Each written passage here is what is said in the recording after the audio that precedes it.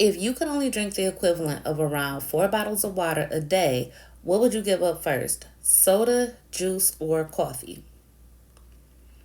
Well, when you live with chronic illness, typically restrictions come with that, whether they're lifestyle or dietary related. And one of the biggest restrictions for me is fluid intake.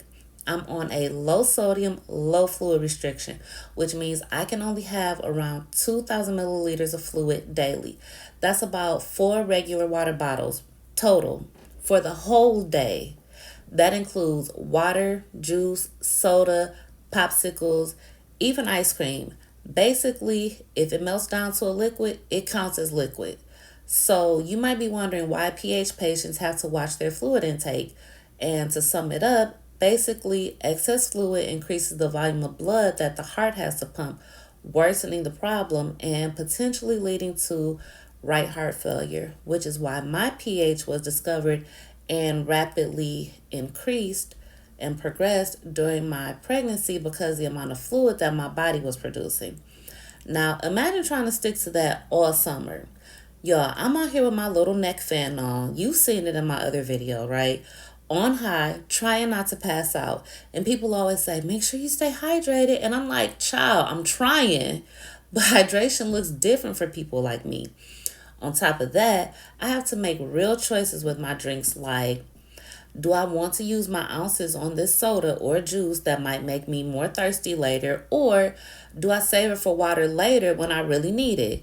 Even with little things like popsicles or ice cream, which most people love in the summer, I'm no different. It comes with a mental checklist like, is it worth it? Will I regret this later if I'm thirsty and can't have more water? Am I planning to eat something later for dinner that I know I'm going to want more water for? Like, the mental checklist that I'm doing and calculations that I'm doing all day just to drink water is wild.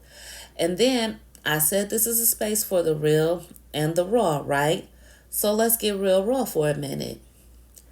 When you're on a lot of medications, like myself or many others living with chronic illness, you deal with a lot of side effects. I'm talking about the nausea, the diarrhea, the upset stomach, all of that. And when that happens, you're losing fluids even faster. So now, not only are you hot and thirsty, your body's like, hey, we're dehydrated also. But I've only got about 2,000 milliliters to work with. That's it. So, what helps? A few things. One, I know room temp water is supposed to be better for you, but I keep my water chilled so it's more refreshing, and I use stainless steel cups so it stays cold because I don't drink it as quickly since it's so cold. Two, I'm constantly snacking on fruits like cold fruits like grapes, watermelon chunks, anything I can, trying to sneak in some extra hydration. Three, I mentioned that I use stainless steel cups.